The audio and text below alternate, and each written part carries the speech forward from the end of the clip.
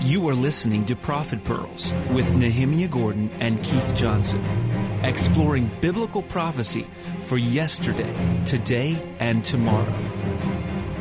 Here we are, folks. Welcome back to Prophet Pearls. This is Keith Johnson on Upside Down in the Earth. Nehemia Gordon is wandering somewhere on the western part of the United States. We are going to try our best to do Prophet Pearls, and I will tell you right now, this is a 50-50 proposition.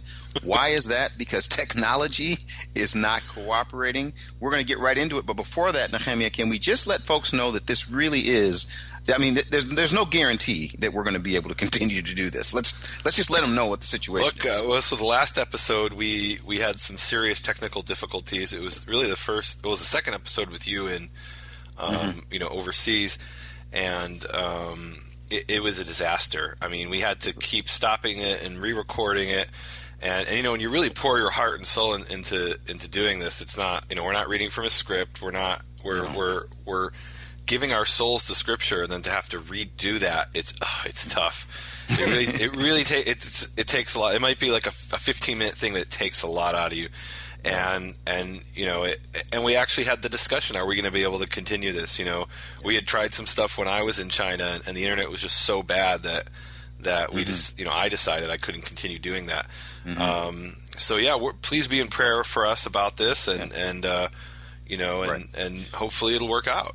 And in all seriousness, one of the things that we did is we've come up with a few backups, and those backups aren't the best, but at least would potentially keep us in communication. But if it gets to the place where we just have too many issues, we'll have to come up with something else, or who knows what will happen. But for now, we're going to go ahead and get started in Ezekiel. And I'll tell you something, Nehemia, I'm excited about this section. It's Ezekiel chapter 28, 25 through 29, 21. And we do have sponsors for this. And instead of giving the name, I love this. These two people are calling themselves servants of the Most High, El Elyon Yehovah. They just want to be supportive of what we're doing. They didn't even have any questions, comments. They just have been Prophet Pearl partners that have helped us to be able to do this. And it's interesting, Nehemia, we didn't have any idea what the other issues were going to be regarding technology and phones and costs and all that. But we did have some people like these two servants of Yehovah that came alongside and supported us. So we want to give a shout out to them. And actually, there's a few that they sponsored. So hopefully we're going to be able to continue to do this. But we're in Ezekiel chapter 20. Can I give them a Hebrew thanks? Oh, absolutely. So the Most High, obviously in Hebrew, is El Elyon. Mm-hmm. And servants of the Most High is Avdei El Elyon. So Toda Lachem Avdei El Elyon. Aha, I like that. Well, Nehemia, I got to be honest with you. Whenever I open up the book of Ezekiel, I get the chills. And let me tell you why. I know why. Actually, there's for a couple reasons, but something hit me early this morning, and I don't know if folks know it or not. We're actually recording this on Christmas morning where I'm at. Where you? Well, now I'm a little confused about that, because where I am, it's because you actually live in the future. I live in the future, yes. You got in your TARDIS and traveled into the future. But where I am, it's December 24th, and just around sunset time. Does that make it Christmas Eve? Or is that like on the Jewish calendar, it's Christmas Eve? I really don't know the answer to that. Like, I was getting together with these people for Thanksgiving, and I had to ask an American, so do you eat the meal Wednesday night? Or is it because that's the Jewish mentality. So when is Christmas Eve? Is it December 24th or 25th? The truth of the matter is, some people start getting ready on the eve of Christmas, as many people have the tradition that that's their Christmas day. Other people wake up in the morning and make it Christmas Day, and so literally it kind of covers both issues. So the evening before and the entire day. So some people are on the Hebrew calendar is what you're trying to tell me. Some people are on the Hebrew calendar. What are you talking about? Yeah. So it's interesting though. I'm over in an area right now, and I mean we could really get into this. It is Christmas Day here in the Far East, and I'm actually going to be spending some time out amongst the people. But for them, it's a work day. There's not a holiday. There's no issue. And actually, one of the things I appreciate about being over here, I'm in actually Shanghai, the most populous nation in the world. Most populous city in the most city. Populous I'm sorry, nation. In the city. Yes, populous city. I'm sorry about that. Yeah. But it's really interesting because they celebrate Christmas more in its root beyond the religious issues. And they say, Jesus is the reason for the season, or Yeshua is the reason for the season. Well, not over here. I mean, there's none of that. I mean, they might have a Christmas tree or whatever, but they're thinking of it completely different. And I know you were here, obviously in a different part of China, but I really find that interesting that there's not the religious significance to the celebration. What I found weird is when I was in in a mall in Changsha and over Christmas last year, and they'd be having these songs about purely religious songs, nothing about snow, but like purely religious songs. And I'd ask the people, "Do you know what that means?" And they're like, "No, we have no idea." No idea. And there's an interesting analogy I came up with. So you watch these American movies, and there'll be some religious scene, and you hear people doing this, like you'll hear this choir singing a Latin chorus. You know what I'm talking about? It's like those angelic voices. Now, what are they really singing about? I mean, no one has any idea, and probably nobody cares. It just sounds religious. They might be singing about, the price of tea in China, but in Latin. And I think that's how the Chinese, they'll hear, Noel and Silent Night, and to them, that's just pretty sounds. They don't care what it means. Yeah, they just want to buy and sell. Yeah. So anyway, we're actually there's so much going on. I mean, we can talk about a lot, but let's get right into this with Ezekiel. The thing I wanted to say about the Ezekiel is I was this morning I was thinking about him, and the reason I brought up this morning was because I was telling you it's Christmas morning over here, but it's Christmas Eve over there. But I was thinking this morning about the ups and downs of Ezekiel, the highs and lows of his life. The fact that he sort of lived, and correct me if I'm wrong about this, but I mean he really lived in the mountains and the valleys. A prophet who could speak about what Yehovah says and then to deal with the reality. His wife dies, or he's dealing with so many things. Yeah, he's a tragic figure. He's a tragic figure, and yet Yehovah used him. And I mean, and I just have to say, when I read, like I say, I get the chills. I've had a number of interactions with this book. But we'll get right into it. But it really just strikes me that he is such a I don't know. He lives life sort of. I don't even know what the word is. I mean, you said tragic. I just thought about the hills and the valleys of his life. I'm like, wow, amazing. So here we go. Ezekiel chapter 28, verse 25. So here we've got a comment again, like we talked about in the last episode, about how you have these sections. And the sections are, they're the chapters are later invention, and so you would assume, well, in the Hebrew they're going to go based on the original Hebrew sections, and that's not at all the case. So here, clearly in chapter 29, verse 1, there's a new prophecy, and 28, 25, and 26. What are those doing in this week in this week's portion? Yeah, and the answer, I think, is simply it's a happy story. There definitely was this thought, like, we want to read something in the synagogue out loud. We'll read the stuff that's relevant for the portion, but we also want sort of a lift me up. So verses 25 and 26, they're the lift me up. I'm going to sing. I'm going to be happy. And when it gets to 29, I'll let you take over with your Methodist downtrodden. You go ahead. You go ahead and start out with 25 and 26. Okay. So it says, "Thus says Lord Yehovah." I love it when it says that. A lot of people say, "Oh, Lord," every time it's Lord. That's in the Hebrew. In the English, that must be Yahweh or Yehovah in the Hebrew, but that's not the case. Here it's Adonai Yehovah. So Adonai actually appears in the Hebrew. Thus says Adonai Yehovah, Lord Yehovah, when I gather the house of Israel from the peoples, that they were scattered in them. And I will be sanctified through them in the eyes of the nations, and they will dwell upon their land, which I gave to my servant Jacob. And can I read 26? And they will dwell upon it in security, and they will build houses, and they will plant vineyards, and they will dwell securely. When I carry, and this is really interesting. I want you to read your English translation of this rest of the verse. Can you do that? Okay. So when I inflict punishment on all their neighbors who malign them. Wow. Interesting. Yeah. So it's interesting what that actually means. Here's how I would translate it, although admittedly it can be translated a number of ways. So it literally says here, Ba'asotish Shvatim. Shvatim is maybe that should be the word of the week. So we've got the word shofet, which is a judge. Shofet, and we actually have two Torah portions in the for those who want to listen to the original Torah pearls. We have two Torah portions. Shvatim is we have one called shoftim, which is judges, and mishpatim are judgments, and this one is shvatim, which is the result of judgment or verdicts. So tishvatim means when I carry out judgments or verdicts. And it says, against all those who something them from their surroundings. And then the JPS, it has, let's see, all those about them who despise them, it translates it, which is definitely not what it says in the Hebrew. King James says despise them. What did you have in yours? Neighbors who malign them in the NIV. Okay. So here's how I would translate it, but I suppose it's possible to translate it despise or malign. I would here it's less clear. I would say all those who cause them to wander in their surroundings, from their surroundings. And they shall know that I am Yehovah, your God, their God. So this is an amazing picture. There's going to be this ingathering of the exiles, and Israel will dwell securely in the land, and all the nations will know that God is true because of the ingathering of the exiles. And it's amazing. I'll speak to people all over the world today, and their faith has been fundamentally transformed in my lifetime and in your lifetime. I mean, worldwide, there's been fundamental transformation of people's faith over this issue of the Jews coming back to the land. So that it's a fulfillment, and we're not done. But this is a beginning of the fulfillment of these verses in Ezekiel 28, 25, and 26. And that's what gets me so excited about this.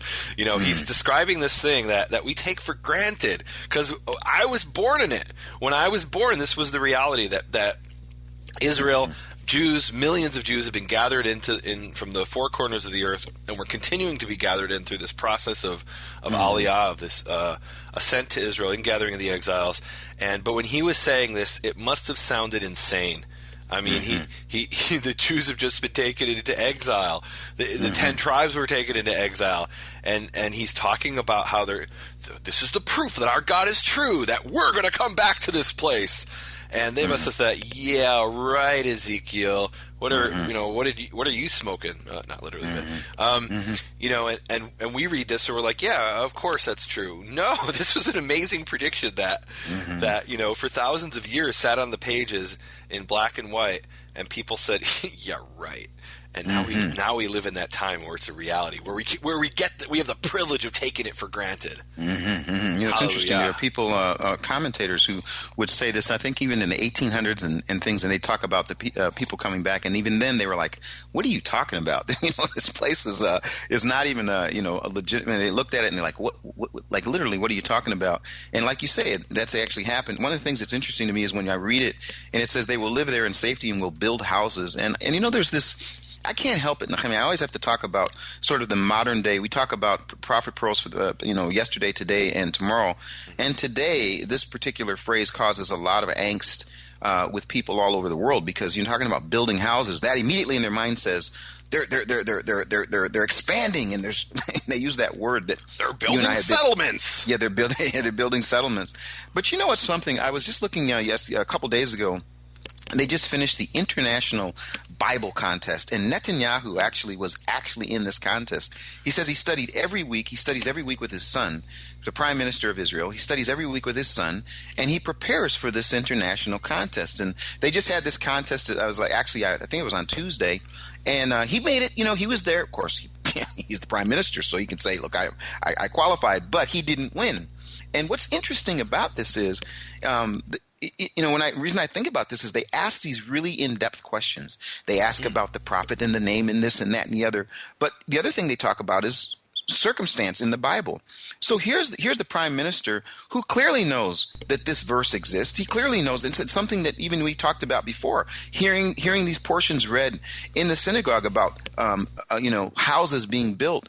And so I just what hit me was, here's a person who's opening up the book, reading the book, and then leading and then attempting to lead a country. Like, that's just not the case over here. I mean, the Bible is not a part of any aspects of what's going on. And one of the things that I have to say is they were talking about, and he was talking about, why he wanted to have this international Bible contest, because they have it for children, but why he wanted to have it for adults. And as they were discussing it, they were talking about the Bible being on the streets, meaning that the people of Israel would understand, yes, we are the Jews, we've come back, but that the Bible, not just the traditions of men, not just the rabbinic rule and regulation, but the Bible itself, the scriptures, would be on the street. So when I read this, I think about that, and I think about, like you say, this is what's happening in present day, but it comes from this book.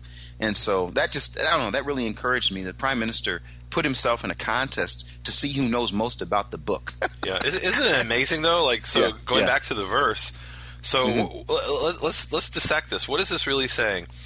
I mean, it's saying very clearly, saying God is going to be sanctified in the eyes of the nations by the people of Israel coming back, dwelling in their land, building houses, planting vineyards, and dwelling securely. And it's those very things, those exact things that are the proof of God, the one true God, that the nations are yelling and screaming and shouting in the United Nations and denouncing Israel all over the world and in the international press.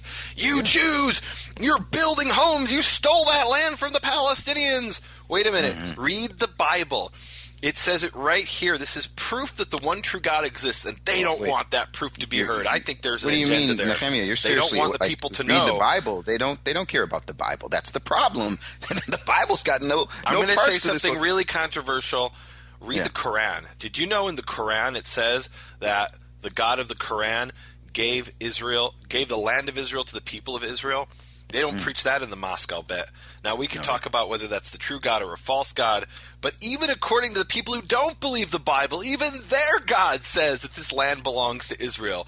And despite that, all the nations want to come against Israel, just like it talks about in Psalm chapter 2, for example, and murmur and make noise and say, no, we are speaking against God's anointed people, and we will not let them live out a proof of the existence of the one true God by building homes and living securely. We're going to do whatever we can to stop them. Yeah. We're going to call black white and white black. We're going to call bitter sweet and sweet bitter, and we're going to make a mockery of truth. But whatever it takes, we're going to prevent the Jews from building their homes in their land in fulfillment of this verse. Absolutely. It's interesting, too. We're going to be, as we're going through this, folks, and we've done this. We started the beginning of our series. We did about 10 or so together. And, man, I'm telling you, we had all of our Bibles open. We had all these things going on. And it's so funny. I mean, I just believe, Yehovah's hand is in everything. So we've had these technology issues and struggles. And sometimes you wonder, are we going to make it through? Are we not going to make it through? But one of the things, and Nehemia, I just want to continually challenge people to do this, because as we mentioned last time, we're never going to be able to do everything, even in these portions that are shorter than when we were doing the original Torah pearls. We'd have sometimes 3 chapters, but we want to invite people to read along with us, to fill in the gaps, to make comments, to go to both nehemiaswall.com, bfainternational.com, share your comments with people, because again, I don't want to take the approach that we've got all the answers. Certainly the last passage showed we don't have all the answers. But by us opening the book, reading the book, asking how it can apply to us today, what it meant yesterday, today, and tomorrow, I think that that's the beauty of Prophet Pearls. Again, so the invitation is real. We really, really need you now. We're not even sure we're going to be able to continue, but as we do this, we want people to study along with us. So let's keep reading. And prophecy against Egypt. I was one of the things about this is, before I read this, is one really, really powerful thing to do is to find out what's happening in history, historically, that doesn't show up in Scripture. In other words, what was going on with the nations at that time. And boy, there's so much in Nehemia as far as what's happening with Egypt and what was happening with Babylon and Israel in between. But I'm going to read this. It's in 29 verse 1. It says, and I love whenever there's time in the Bible. It says, in the 10th year, I'm reading out of the NIV, of course, here. In the 10th year, in the 10th month, on the 12th day. So, I mean, this is pretty specific. I mean, we're talking about a specific year. We're talking about a specific month. And we're talking about a specific day. And this happens with Ezekiel, a lot. He'll say, on this day, at this particular time. So the month and the day I got. What's the year? No, that's a great question. It says in the 10th year. Of what? Yeah. And we really could do like a whole long teaching just on that. Exactly. And it's not exactly clear in the end. That's the answer. It's not clear. But one of the things that is interesting is about looking at, like I said, what we think is happening sometime within that period of time that Ezekiel's prophesying. And just to give people an idea, so it says the 10th year. Is it the 10th year of Nebuchadnezzar? Is it because he was taken into exile by Nebuchadnezzar? Ezekiel was. Is it the 10th year of the exile, which began in 597 BCE? Is it the 10th year of one of the kings of Judah, who maybe isn't even reigning anymore? Meaning it could be the 10th year of Jehoiachin or Jeconiah. It could be the 10th year of Zedekiah. It's really it's not entirely clear. Isn't it something? Wow. Yeah. So it says here, he says, "Son of man, set your face against Pharaoh, king of Egypt, and prophesy against him and against all of Egypt, and speak to him and say, this is what the sovereign Lord in the NIV says. This is what Adonai Yehovah. I hope that says in 29:3. 1 second. Look at 29:3. So it's Adonai Yehovah again. Sovereign. It's Adonai Yehovah. So why do they say sovereign Lord? It says Lord Yehovah. That's weird. Because I would think sovereign translates the word melech, king, but in this case it's translating the word Lord. So that makes no sense. Well, maybe because they already had decided that it's Lord, so they didn't want to say, thus says Lord. Yeah, of course they didn't want to say Lord twice. But sovereign Lord, yeah. They're just making stuff up is what you're telling me. Yeah. They're coming up with their attempt to try to fix it. Gotcha. Without just sharing what it actually says and not doing such a good job. I am against you, Pharaoh, king of Egypt, your great monster. Oh my goodness, you great monster lying among your streams. Monster. That's what it says. What does it say in the Hebrew? Monster. Okay, so that's real interesting that it's monster because, like, contextually, so it's crocodile. Mm-hmm. Tanim is possibly a crocodile. That's my take on it. He's a gadol. He's a big one. Yeah.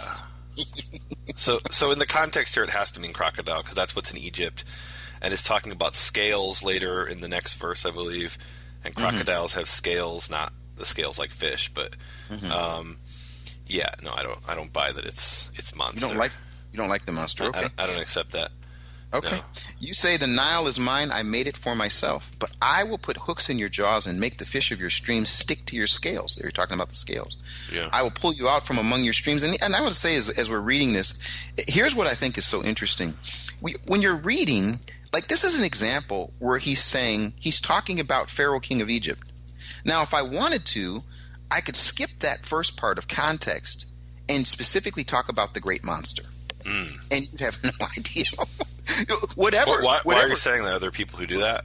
What do you mean? Are there people that do that? If there are, I didn't know about it. My point is that if there's a great monster, I could say. So who's the great monster according to those people? Yes, I'm saying, Nehemia, this is what I could do. But in context, he's saying who it is that he's talking about. So you're saying that's the wrong interpretation, but I'm not even familiar with this wrong interpretation. Who is it? Is it maybe Satan?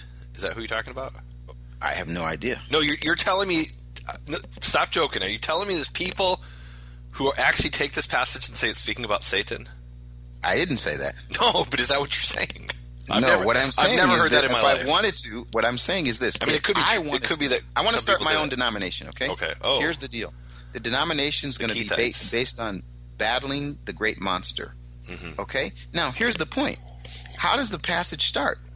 Pharaoh, king of Egypt, and then gives a picture of Pharaoh, king of Egypt. Right. Let's just cut that part out.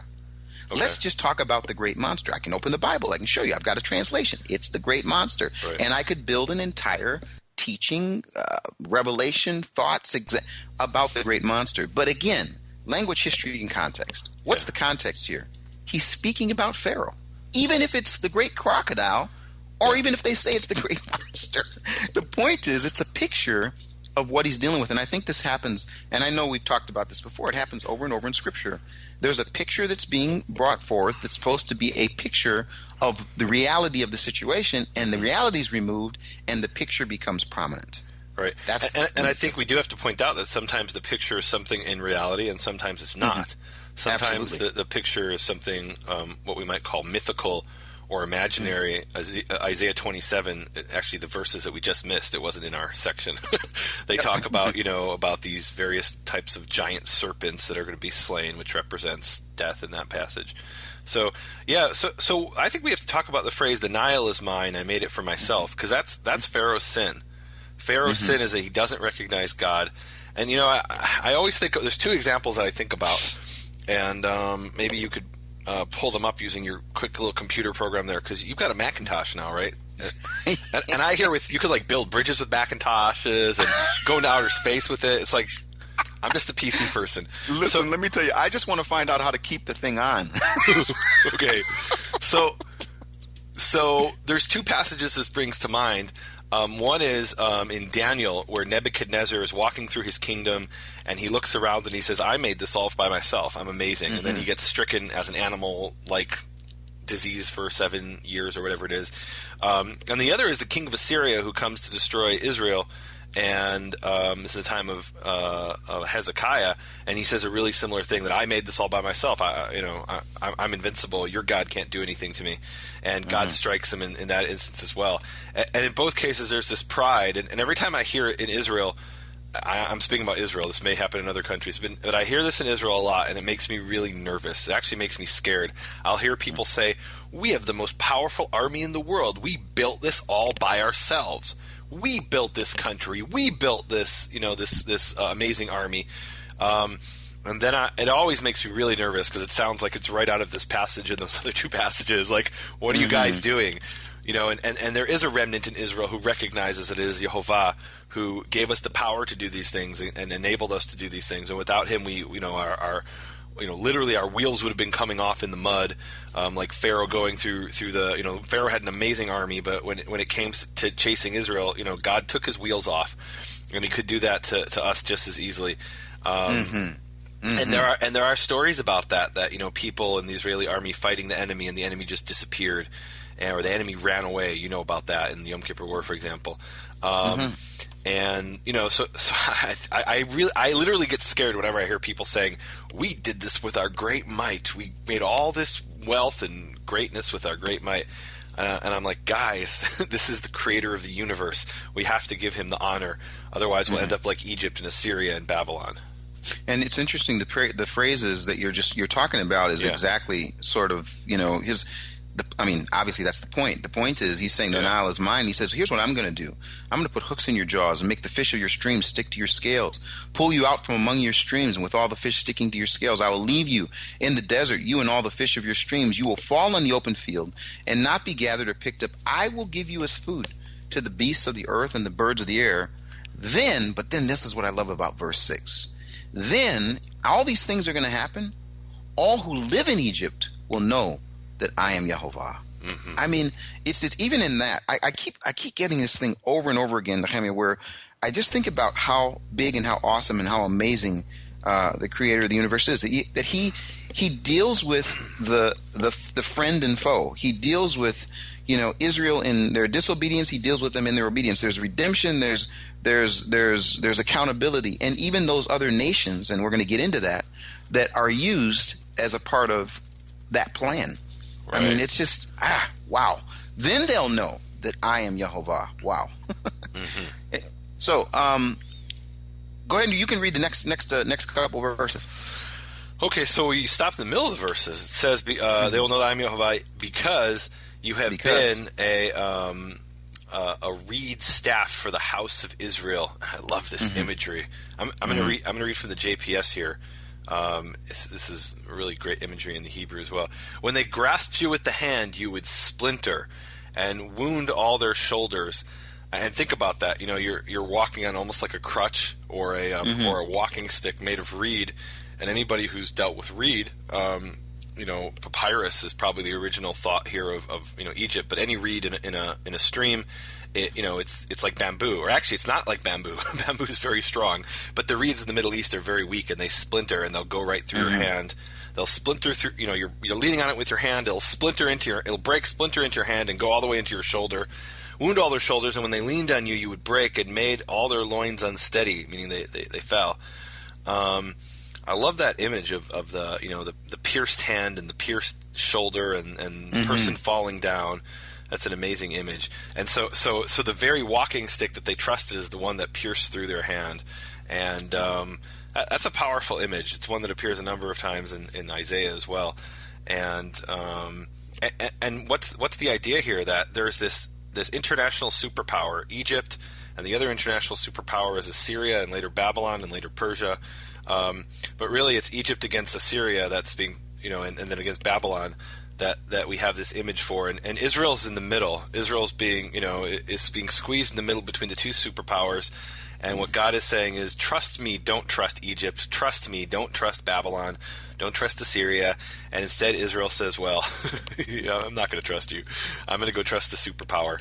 And to this very day, that is something that causes Israel to suffer, trusting in a superpower instead of trusting in the greatest superpower of all time, the one that never falls, the one that never stumbles, the one that never has the pierced hand, the one who will always be powerful, Yehovah, the creator of the universe. Amen. Amen. And this phrase comes up, and we can stop and look at it and see it and talk about it, but it really is an important phrase.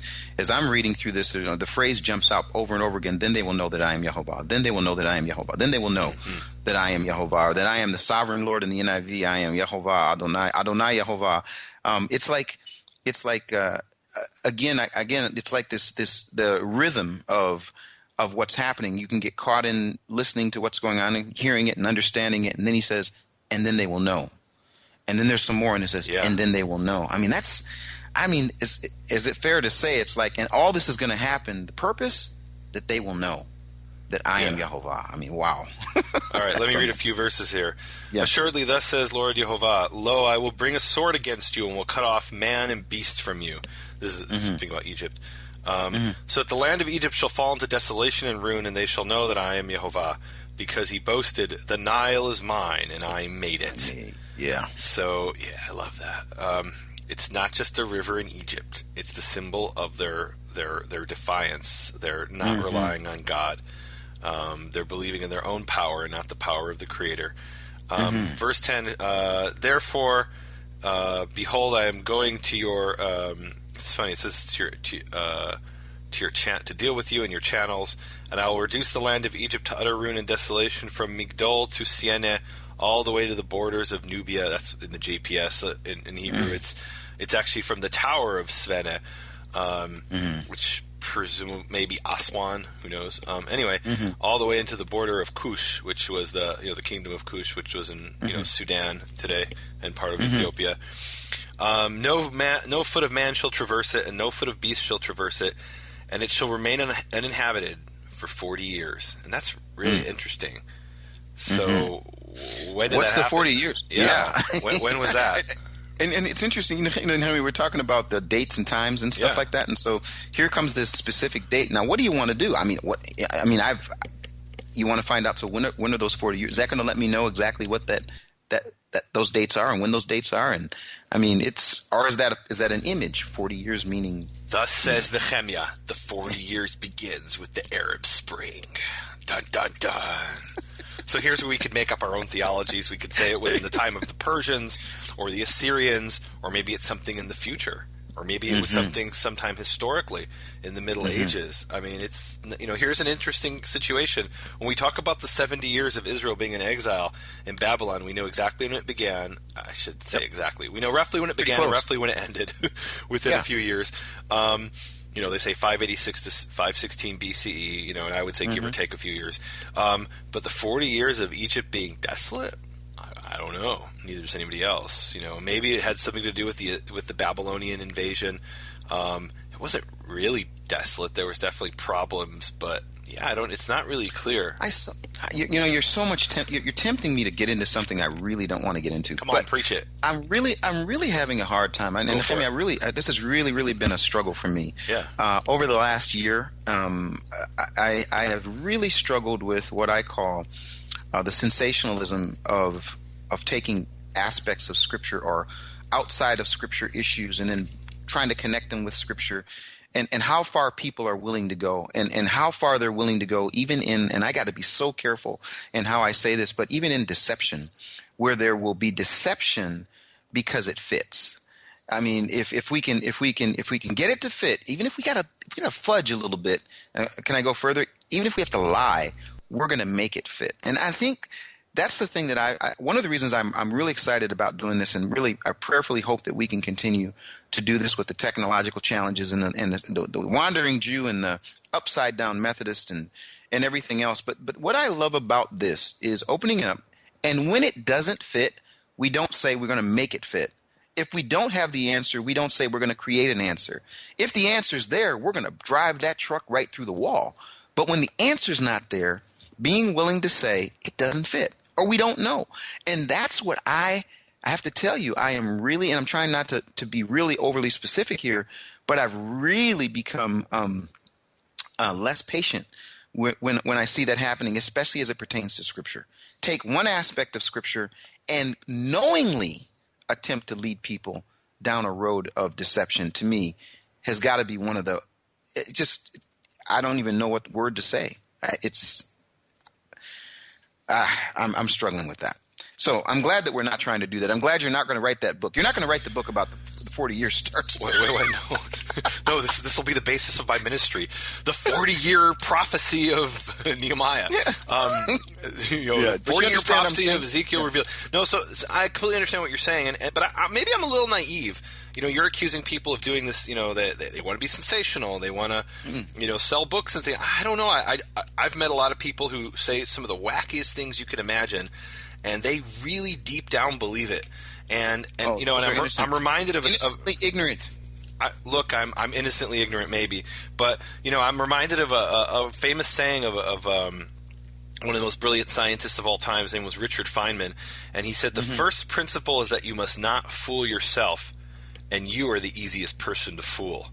And I gotta wonder if those people, are they really intentionally deceiving others, or are they just so desperately want to believe it that they first fooled themselves and then they go out and fool the others? I want to give them the benefit of the doubt. I can't see in their heart. I would like to say to you, I want to thank you for that. I want to try to keep that as the category that they fooled themselves and now they're attempting to fool others. Okay, I'll go with that. Okay, but I wish I knew that was the case all the time. Unfortunately, that doesn't seem to be the case in some circumstances that really are just, it's bothering me. I'm still bitter about the thing on, what was it, like 2012, there was like the end of the world, and you were supposed to be raptured away, and I was supposed to get your iPad, and it didn't happen, and I'm still bitter about that. The guy gave a specific date, all the Christians would be taken away, Jews throughout the world were celebrating, and, except we were going to get left behind with some other people we don't really get along with. We'll take you guys first.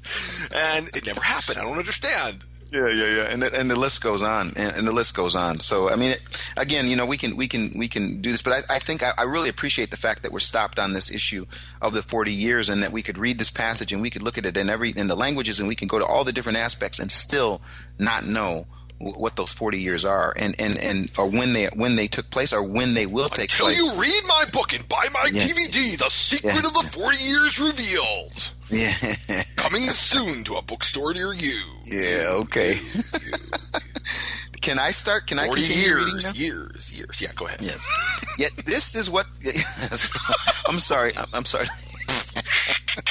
This is what the Sovereign Lord says. This is what Adonai Yehovah says at the end of 40 years. And then again, here it comes again. I think this is interesting.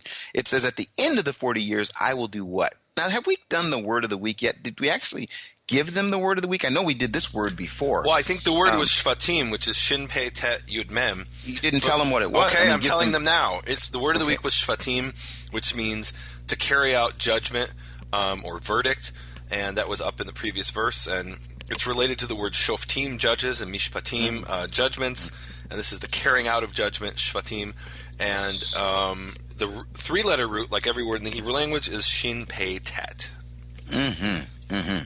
Okay, now let me ask you a question. We're at 20. I want to go to 29:13. You're going to go for another word of the week, aren't you? I know. No, I'm not. No, I'm not. I'm really not. We're in 29:20. What are you talking about? What happened to verse? No. 13? 29. No, 13. Yeah, okay, 13, yeah. 13.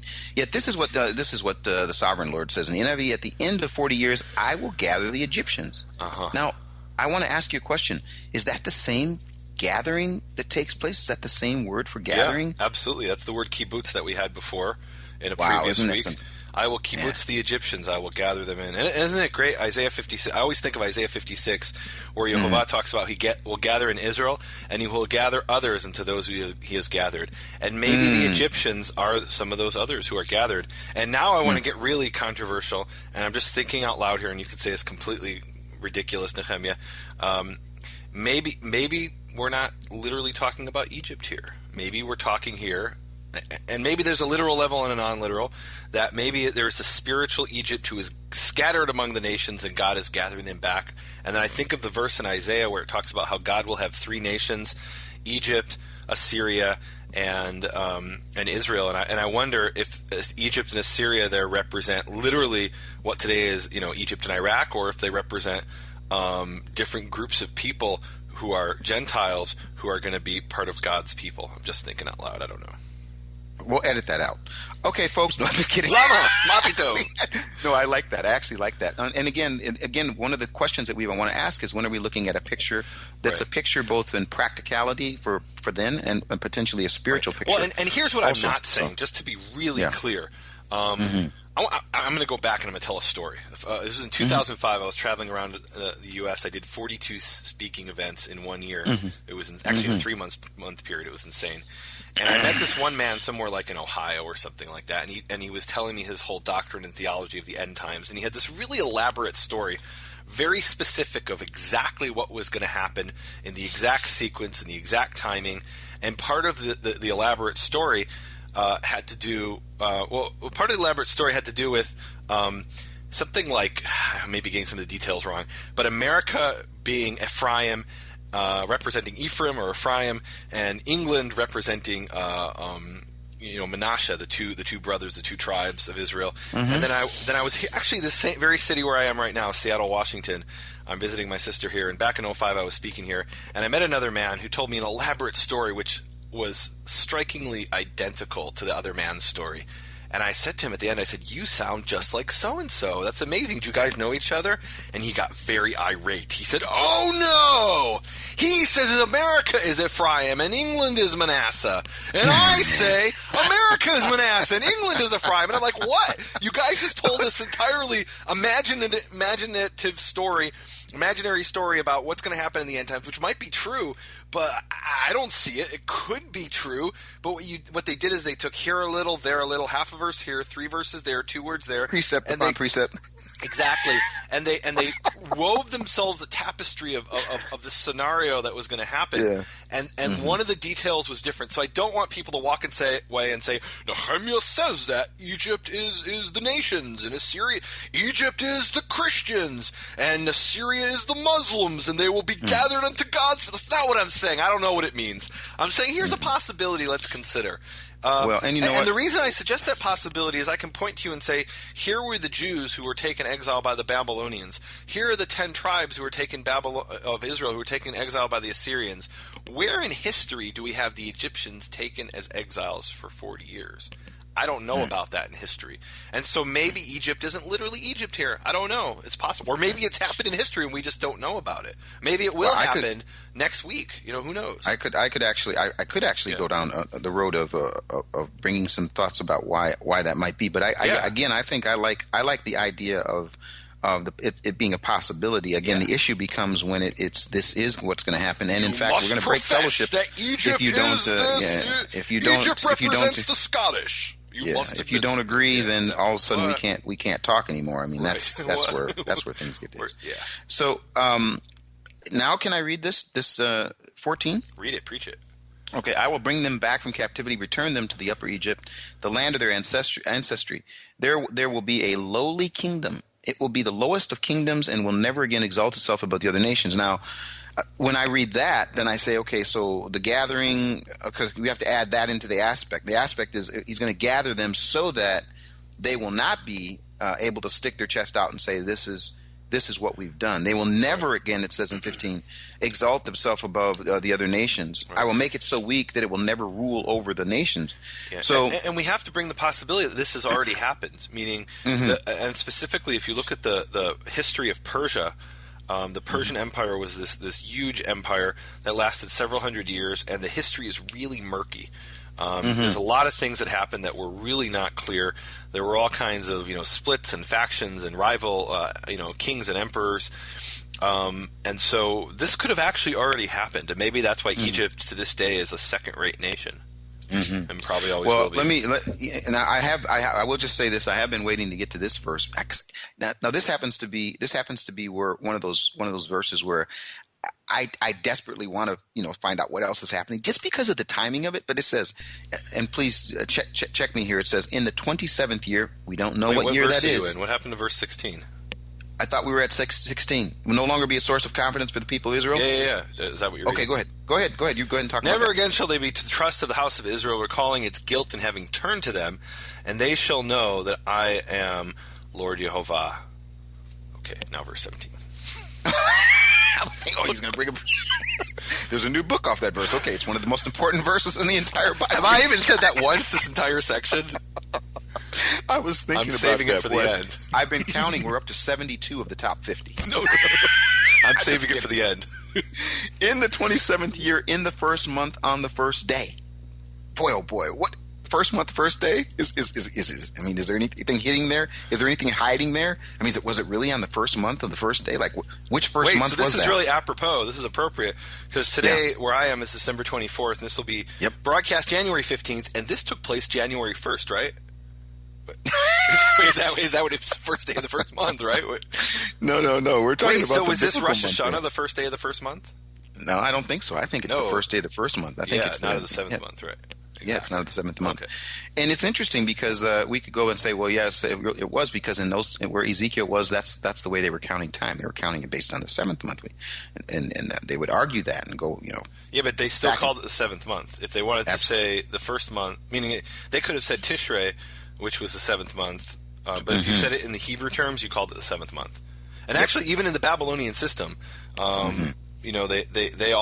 they began their year in the seventh month, but they also called it the seventh month. That's why it was so convenient for the rabbis. But that's a different story. Mm-hmm. Well, now I will say this: as he's hearing this word from Yehovah, this is where we get into interesting, specifically speaking of the king of Babylon, and I don't know what.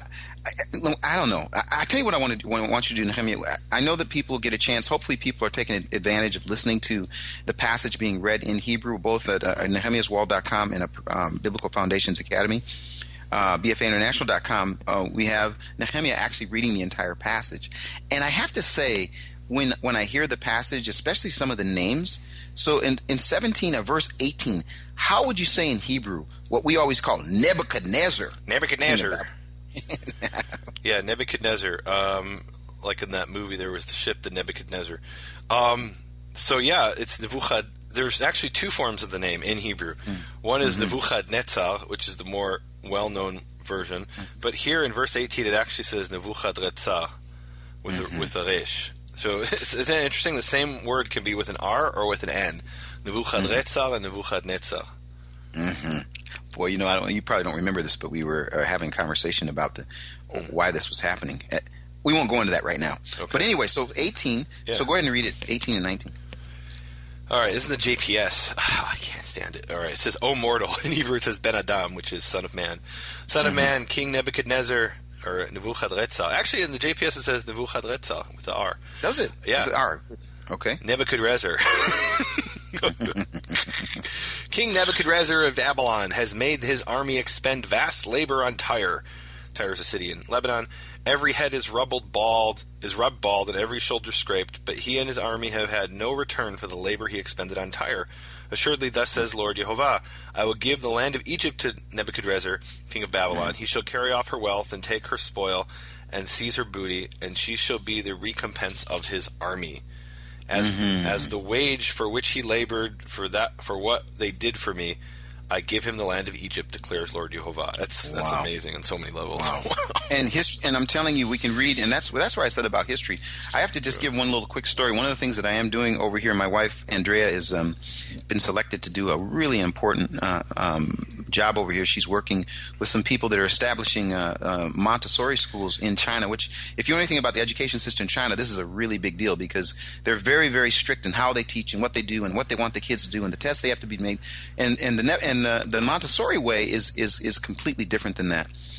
Some really, really smart people went through Montessori. In fact, the founders of Google were Montessorians, and so the Chinese people. Yes, the Chinese people are very open to having a shift in their educational approach. So what I've said to her is, I'm going to do whatever I can to be supportive of her as she's been supportive of me. And one of the ways that I can be supportive is to be able to expand some of the things that we're doing from this part of the world, because as she's doing this work with them, I'm here and being supportive of her. But one of the things that happened, Nehemia, I thought a lot about you because I was in a home with some Chinese people, and I'm one of the things I've decided to do is I'm not going to be illiterate here. I'm going to learn the language. I'm going to learn to read and write, and I'm doing that diligently. But what I love about children is little children is they're so honest. So as I was reading through this, passage, I thought about you and me, and it says, and every head was rubbed bare. So I'm over at this house. Wait. And let me finish. No, hold on. So I'm over at this house, Nehemia, and I've got on my hat because it's cold over here at this particular time of the year, and I take off my little hat. Well, and not just is it cold, says, they don't really use central heating. You're kidding me, it's freezing. Yeah. So the little girl says to me in Chinese, mayo hair. Mayo hair, no hair. So I take my little hat off, and she looks at me. The first thing she says, "You don't have any hair on your head." Kids are so honest, and I thought about Ezekiel. My head has been rubbed bare. I don't know if it's true. That's the way it says, but Nehemia, also your hair has also been rubbed bare. This is a choice, Johnson. It's a choice. Okay, all right. Anyway, let's go. Let's continue. This is what he says. Okay, so we're talking about Tyre, and he's talking about Egypt. Now, I don't want to skip ahead to the most important verse. No, let's skip ahead. I think it's in the passage, but I want to give you a chance to comment before I say what I want to say. No, go ahead. I'm waiting for my verse at the end. Oh, okay, you want 21? Is 21 yours? Yeah, 21 is mine. Well, we'll share it. Can I just talk about 20 because we really are getting. Yeah. We're getting okay. He says, "I have given him Egypt as a reward for his efforts because he and his army, and check me if I'm wrong, did it for me." Mm-hmm. That's what it says. What? I mean, this is where I almost have to have the revival music. That all through Scripture, it's like the hardening heart of Pharaoh. I hardened his heart that my name might be known. It's like it's like when you get into this conversation about just how big he is, that they shall know that I am Jehovah. Just how amazing he is, how his hand can be in the smallest detail and in the largest movement in the earth, in the creation of everything, and then the smallest thing like the picking of a wife for Isaac. It's like he can do everything. And here he says. And in this, he says, they did this. Did what? What they did? They did it for me. Wow. Yeah. I don't know why that overwhelms me. It just overwhelms me that we look at situations and circumstances, and we've talked a lot about this. His will shall be done on the earth is what our book, Prayer to Our Father, Hebrew Origins of the Lord's Prayer. It shall be done. Why? Mm-hmm. Because he's running this show. He's the one. He's not up there wondering, what's going on over there in Israel? What's going on over in Africa? What's happening in America? He knows what's going on. His hand is in what's happening, and that's why he's worthy of all of our praise, all of our energy, all of our devotion, all of our love. And I mean, he is that amazing. And when I read this verse, it just shows me how amazing he is. He's like, you see all this stuff going on? They did it for me. Wow. Well, so here's the question I ask. So, and this is something we see in a number of places that, God will punish Israel, let's say, or in this case Egypt, and it's like a father hitting a child with a rod. That's the ancient image, and in this case Babylon is the rod. So does Babylon know that they're working for Jehovah? I don't believe so. I mean, clearly not from the book of Daniel. They don't. He doesn't find out until he gets messed with. Right. Absolutely. So isn't that interesting? They don't know. They don't even realize why they're doing what they're doing. No, they don't. Isn't he amazing? He might be using you or using me in ways that we don't even realize. Oh, little things. And I have to say, I want to give a ministry minute here if we can before we get to the verse, because I'm sure when we get to this verse, you might go 20 minits. And by then, hopefully this thing will click off. The technology will end it. No. I'm just kidding. It really is something, Nehemia, about the way how big he is and the way he works in small ways and big ways. You were in China, and we didn't know how long you were going to stay. But one of the things that we determined to do this last fall is we determined to venture out again, and we went on tour together, and we decided we would do Prophet Pearls, and from there we did the Right on Time series. When I say we, Biblical Foundations Academy, but you were definitely a key to that, because you and I had done a couple years ago. We went to go look for the 7th month, and it's been so amazing the way that you've been willing to be a part of the aspect of what we've been teaching. Of course, the ministries are different. There's Nehemia's Wall and Makor Hebrew Foundation. You can talk about that. With BFA International, we've come to just about an end of a phase that has really been really significant. We produced so many things, and I think the last count, there's over 50 different presentations, high quality. Some of them have been on television, primetime Christian television. They've been seen by thousands of people, and we're just now coming to the end. We've just come to the end of that phase. We just finished this last calendar year with both a Christmas special and a brand new Hanukkah special, which already the numbers of people that are both watching it and commenting and becoming a part of what we're doing is just really encouraging. So as we start this next year, this next calendar year, we have a couple things that are in front of us. The only way we're going to do those things that are in front of us is that we've got to have a group of people that really understand the mission of inspiring people around the world to build a biblical foundation for their faith. And we found a creative way for people to do that. One, of course, people can always support us. You can go to bfainternational.com and support us. That's certainly one way. But the other is to actually be a part of what we call the mission. And the mission is for people to build the biblical foundation for their faith. We now have over 50 presentations that can help you throughout a year, a full calendar year, where you could literally once a week watch something, and I'm saying it would actually help in the building of the faith. And we've made it so that it can be free. You can have a 7-day free trial, and if you don't like it, cancel. But if you do, it's going to help us with the next two things, and I'm not going to go into detail on it because this is the end of my minute. But the next two things that we're working on will be basically the most, in my opinion, the most important things that we will do if we can find enough people that will join us in this process. So it is exciting that God has been doing the big things and the small things, and the way he's used circumstances in the ministry of BFA International. And I see that even now that I'm over here in China supporting my wife, but as a result, doors are opening for ministry in ways that I just can't even begin to tell people. It's just amazing. So continue to pray for us. We really do believe that he's opening doors, and as a vision comes, provision comes, and we believe you can be a part of that. So bfainternational.com, go to it, front page. You can even take a look at a lot that we have with no commitment. But if you want to go further, that's going to help us do what we want to do to reach as many people as we can to reach that mission. Yeah, okay. Well, as you said, Keith, we have different ministries. Mine is called Makor Hebrew Foundation, and my main website is nehemiaswall.com. And I just want to give a shout-out of thanks to the shofar blowers who are standing with me on the wall. There's that image I keep coming back to of Nehemia building the wall, and there's two aspects of it. They're holding the weapon in one hand and the building implement in the other, and then there's the shofar blowers who are warning the people when to use which, and that's empowering the people. That's really what I'm excited about, is empowering people with information so they can do this for themselves and own the information themselves. And the people who are supporting me in doing that, I really appreciate that. One of the things I have coming up is the Aviv Search. I'll be talking more about that in the coming episodes. That's where we go around Israel and we look at the barley, and that is the indicator of the beginning of the Hebrew year. The first new moon after the barley in Israel reaches Aviv. The other thing we've got going on is I've been doing these support team studies, and really, people are like, do I have to pay for these studies? And the answer is absolutely not. In fact, they're not you can't buy them if you want to. They really are just a thank you to the people and the folks who have been supporting the ministry, Makor Hebrew Foundation.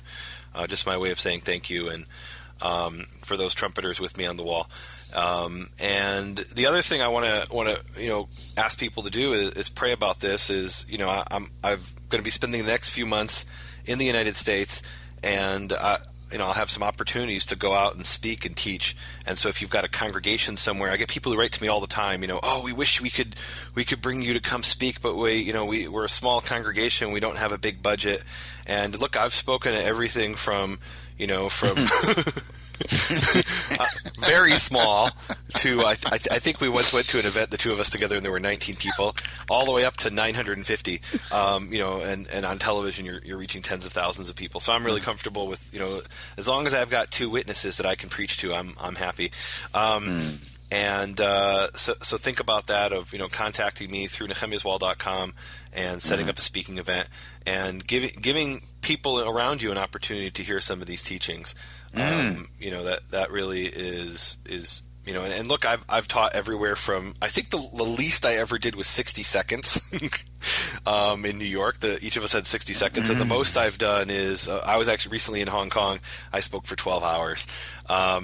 So final thing is iTunes. People, get over to iTunes and subscribe to Nehemia's Wall podcast so you can get these directly delivered to your phone. If you're an Android person like me, you've come over to the side of light, the Android device, then you can use any device. You can use, different, I use Pocket Casts, there's Podcast Republic, there's a whole bunch of different free and pay for podcasts. The podcast itself is free, Nehemia's Wall podcast. You get Prophet Pearls, the original Torah Pearls, and other teachings that I'm sharing. And and there's really three things that we're asking you to do specifically on iTunes, which is subscribe, rate, and review. Those rate and reviews, even if you don't use iTunes, go into iTunes and give us a rating and a review. And what that does is it helps us get the podcast in front of other people. They can then see it. People who never even heard of any of this, who are just looking for solid biblical information, will hear about it if there's a lot of ratings and reviews. And that is my Ministry Minute. Awesome.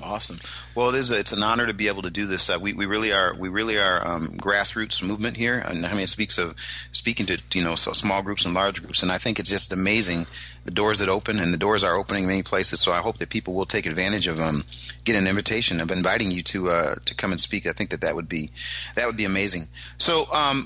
Now, Nehemia, this is the last verse. We're going to give this verse to you, and if things cut off, if you don't hear me, it's because I'll keep talking. You just keep talking.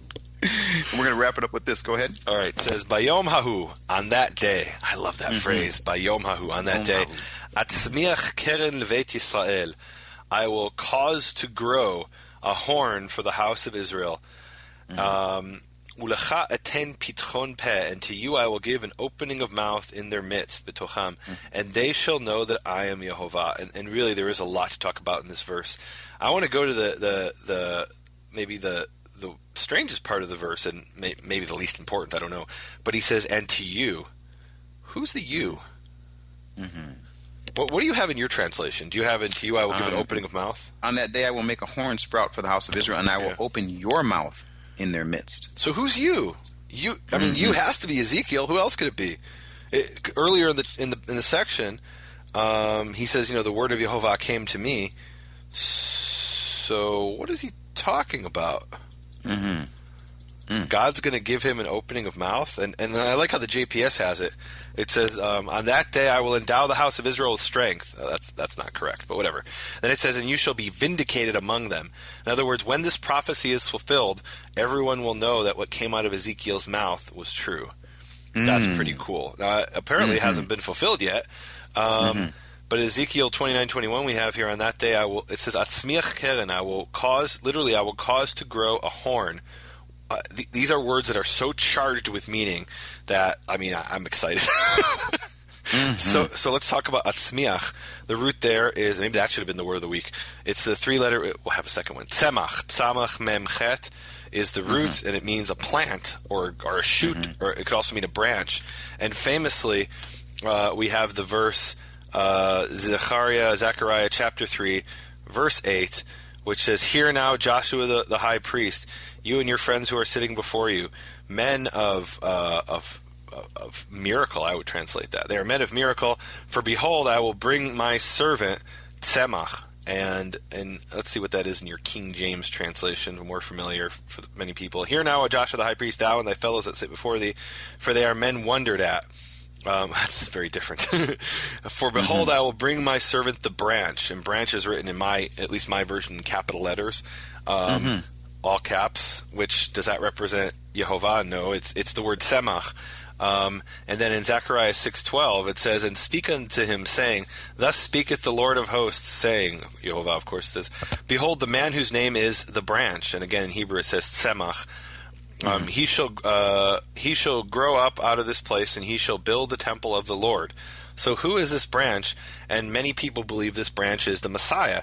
And the justification for that, Of course, some people will point at everything and say, well, that's the Messiah, and that's the Messiah, without really any justification.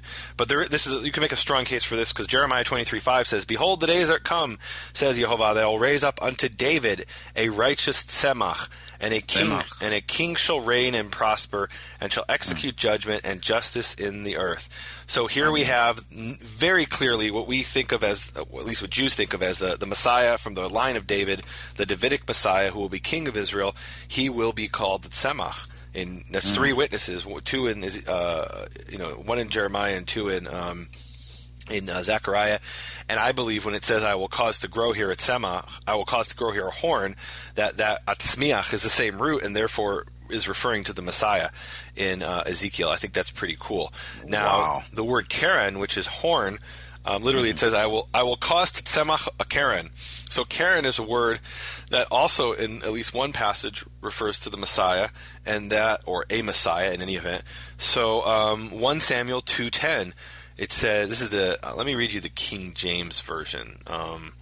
It says, "The adversaries of the Lord shall be broken to pieces, out of heaven shall be thunder upon them. The Lord shall judge the ends of the earth, and he shall give strength unto his king, and exalt the horn of his anointed. And exalt the horn of his anointed, he will raise up the keren of his Mashiach." And here we're clearly talking about the king. It says explicitly the king. So this is the King Messiah, perhaps in the time of Samuel, but definitely this is the image of the King Messiah, who is referred to as a horn. And of course, horn there is a symbol of two things. One is the strength. You see, those rams who clash, and that's a symbol. Even today, you have the ram truck, which has the symbol as the horn. But even in ancient Israel, that was even more the case. And of course, horn is also a vessel that held the oil of anointing. Amen. So they would pour a horn of oil, literally a horn full of olive oil, on someone's head, and that was a sign someone was anointed. They were Mashiach. They were anointed with oil. So I'm excited about this verse. This is a verse foretelling the coming of the Messiah. And when the Messiah comes, we'll all know that Ezekiel was telling the truth. And I love how it ends, "V'yad'u ki ani Yehovah," and they shall know that I am Yehovah. This was all about it. All points back to the Messiah will come, and we'll know that Yehovah is the one true God. Wow. Well, I just have to say I'm glad that we took the time to share that. That's a pearl, Nehemia. That's one of those pearls that we love to find. And as we continue to go through this process, we're looking for more pearls. We want people to go over to nehemiaswall.com, bfainternational.com, and share the pearls that you got out of these passages. Just go to the comment section of both of those websites. If you comment on one, comment on the other, and if you comment on the one, go on the other one, because we got so many people that do half or part, or some people even go to both. But we just want to reach as many people as possible to help them build their faith. And yeah, what a blessing this is. Well, we made it through another one. We can write this one down. We made it through the technology. You should see, Nehemia, I'm here. I've got a Wi-Fi event thing over here. I've got a little Chinese phone. I've got an iPad. I've got a computer. I've got my Bibles. I've got these other things going on. I've got 3 levels of security so that we can keep on doing this. I'm not sure where you are, what you're doing, but you're definitely having to make adjustments as you're wandering throughout the United States. So, in the meantime, while you wander, and I continue to find right side up and the upside down part of the earth, we want people to keep reading and watching and studying, and more than that, can continue to pray that we would be able to continue to bring these pearls from the prophets. Amen. Amen. Thank you for listening to Prophet Pearls with Nehemia Gordon and Keith Johnson. For more information, please visit nehemiaswall.com and bfainternational.com.